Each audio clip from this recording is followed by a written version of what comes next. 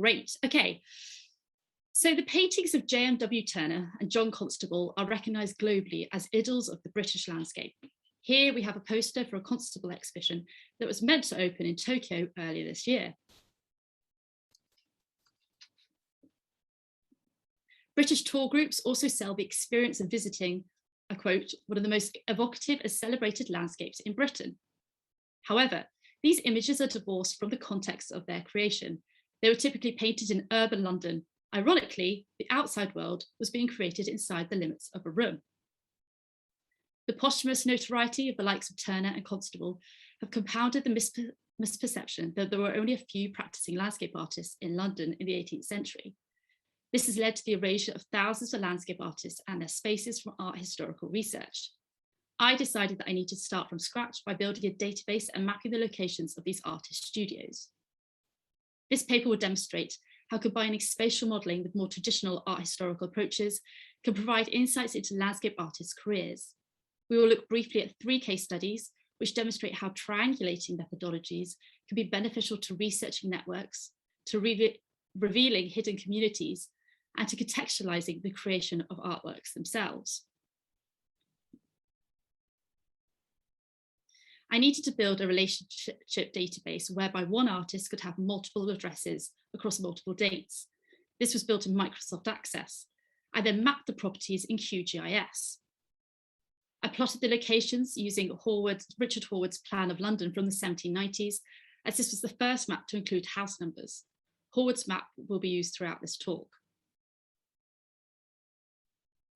Mapping the addresses provided an overview of the landscape artist population between 1780 and 1850. The database holds details of 2,703 landscape artists. For these artists, there were a total of 6,550 addresses of varying detail, 75% of which was successfully mapped down to the road or house number. This macro scale approach has exposed the staggering number of landscape artists compared to those alluded to in literature about the period, whom all contributed to a thriving urban culture.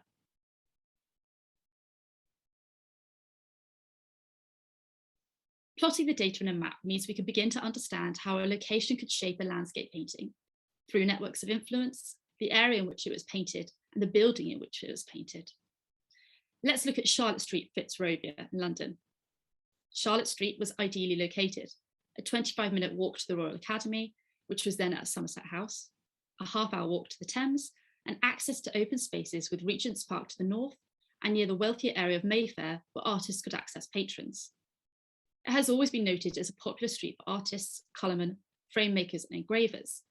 However, there's never been a macro analysis of whom passed through the street or the significance of their genre. I've mapped 18 landscape artists who resided on Charlotte Street, some of whom returned on multiple occasions. Whilst there are over another 100 artists listed in Charlotte Street on the database, it was not possible to be certain that this was the correct Charlotte Street, as there were numerous iterations in Georgian London. Charlotte Street offered cheap rooms, which were ideal if landscape artists were only visiting London for the exhibition season. Whilst some wealthier artists would build extensions, others would use the first floor or extend the parlour windows upwards in order to allow maximum light. At the other end of the scale are those artists who were wealthy by independent means, such as Joseph Farrington. Whilst a successful landscape artist, Farrington is most revered today for his extensive diaries about the art world. Farrington lived at 35 Charlotte Street for 39 years, which was highly unusual. The mapping is thus important for reflecting the reality of how the typical landscape artist occupied numerous lodgings in London, compared to Farrington, who barely moved. 63 Charlotte Street was a popular property for landscape artists to lodge. Situated on the west side of the street, artists had the slight advantage of a northeasterly light in the front rooms. George Morland was the first landscape artist we're aware of lodging here. Morland was known for his rustic pastoral scenes. However, his notorious lifestyle of drinking and debt has prevailed in art historical memory more so than his art. By 1792, Morland was legally bound to pay his creditors £120 per month to consolidate his debts. His creditor, Robert Wedd, housed Morland at number 63 to ensure his consistent repayments. 63 Charlotte Street was described as an elegant house with a garden, coach house and stables. Even though Arnold, Morland's wife and servants were in the house, Morland's biographers described how he isolated himself in his painting room, eating at his easel with dogs and pigeons for company. When Morland occupied the house, there were 4 other landscape artists on the street, including Francis Wheatley, with whom Morland published numerous prints throughout his career.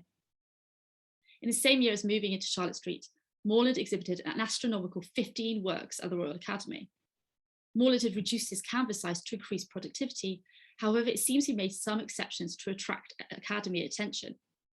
The Benevolent Sportsman, which is on screen, was one of the largest painted at Charlotte Street.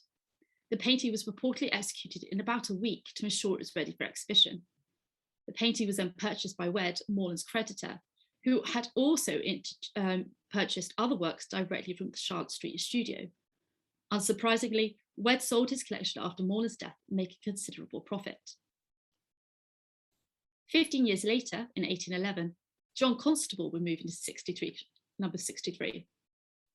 Whereas Morland had had the whole property, Constable leased rooms on the first floor above the cabinet maker and upholsterer Richard Waite. Constable requested that the back drawing room should be painted salmon with crimson upholstered furniture. Constable himself, I quote, was indifferent about show, though all insist upon it, reassuring himself that the colours will suit the pictures that he wanted to display. Constable's studio was the first floor front room, likely the same space used by Morland for the best light. Constable instructed that the studio be painted with a sort of purple brown from the floor to ceiling, not sparing even the doors or doorposts, for white is disagreeable to a painter's eyes near pictures. Arguably, Constable's wall colour was strategic as it would be neutral, therefore not influencing the palette of his works. However, in February 1814, he was struggling to add warmth to a ploughing scene in Suffolk, which is on screen. The studio would not have had ideal lighting conditions due to the combination of the purple-brown walls and the smog of the London winter. Unable to resolve the issues in the confines of the studio, Constable pledged that he would prepare an en plein air oil sketches from then onwards. I now want to move on to another hidden community, women. Spatial methodologies have begun to place female landscape artists on an equal footing to their male counterparts, writing them back into art history. My research has identified 223 female landscape artists, making up just over 8% of the landscape artist pool. These inaugural statistics show that women were active in their landscape painting and warrant their own consideration of how gender played a role in the practice and their studio. Harriet Goldsmith was an exhibiting landscape artist and painteress whose entrepreneurial efforts included becoming an author and a graver. Very few of Goldsmith's works survive or are attributed to her. However, I've been able to map 9 of her properties and examine how these spaces and their locations shaped her artistic output. In 1812, Goldsmith's family, which included her father, brother, and 2 sisters, moved to 41 Alpha Cottages near Maida Vale. Over the following century, this area grew as a hub of artistic activity. There were 5 other landscape artists living on the same road as Goldsmith. Robert Brown had his own purpose-built, top-lit painter studio, which sat on the northern corner of his house, providing consistent light throughout the day. The Goldsmiths lived 4 doors along. A plan of their property shows a semi-detached 3-storey house. Whilst Goldsmith was unlikely to have had the purpose-built studio like Brown, the room on the north of the building, at almost 12 foot square, would have been the ideal space for painting. Alpha Cottages was also in a rural location, providing Goldsmith with access to farms, fields, and Regent's Park. The family's fortunes deteriorated after the death of Goldsmith's father. In 1833, Goldsmith settled at 151 Albany Street to the right of Regent's Park. In the 1841 census, Goldsmith, who was now married as Mrs. Arnald, declared herself an artist. It was at Albany Street that Goldsmith penned A Voice from a Picture by female artists of the present day. In this book, Goldsmith shepherds the reader through the turbulent life of a landscape artist, turbulent life of a landscape painting from the perspective of the object itself. With so many parallels to her own life, this semi-fictional text can arguably be read as a literary self-portrait.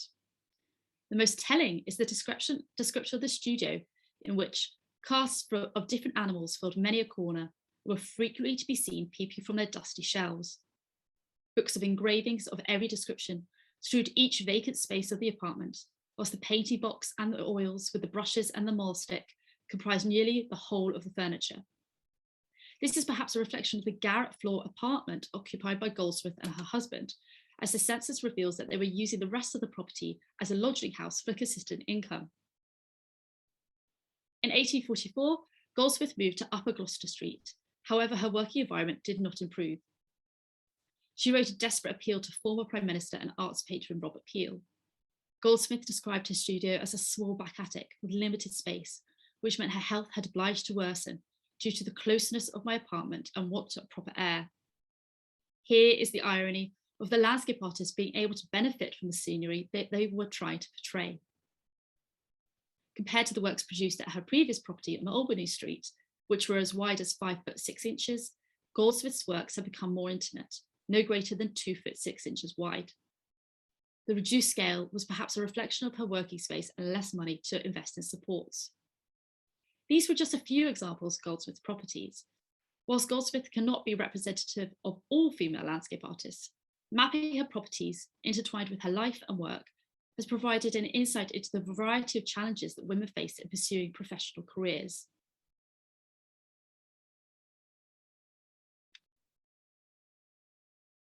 Oh, I apologise, I missed a quote on that one. For our final case study, I want to look at the studio of George Arnald. In 1816, Arnald settled at 2 Western Street, Pentonville, which is the green dot on the map, which is less than 500 metres from where King's Cross Station now stands. This is a self-portrait of Arnald seated in a parlour with his studio cum gallery behind him. In the background, we can see a variety of works advertising Arnald's wares, the most prominent being a large landscape. This was the Castle of Gloom, which Arnald exhibited at the Royal Academy in 1814. The painting is now lost today. Arnold's studio was also recorded in a sketch by fellow landscape artist and antiquarian John Thomas Smith. Smith was seated in the back left corner of the studio, providing us with a different perspective of Arnold's working space.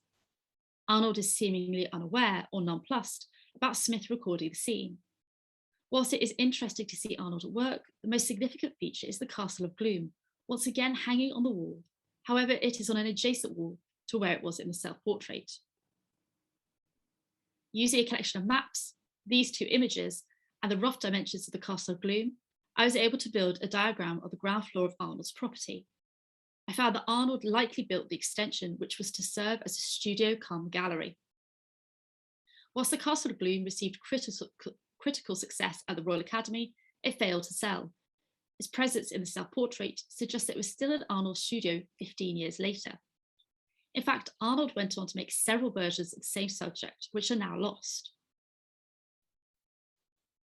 The most significant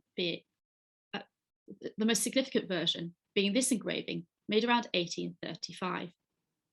This was likely Arnold's last attempt at making revenue from the Castle of Gloom, but tells us that the painting was still in his studio 6 years before his death in 1841. I hope that this brief overview of Arnold's studio demonstrates how mapping can intersect with archival material to resurrect now lost works. So looking to the future, the possibilities of using digital humanities techniques in art history are endless. We could build relationship databases and maps to look across time periods, artistic genres, and material practices, to name but a few. Using digital humanities techniques has allowed me to establish the landscape artist community on a macro scale, and then metaphorically speaking, zoom into the studio on a micro level. These artists were, somewhat ironically, tied to and reliant on their urban environment to have a successful career in the landscape art genre. Thank you.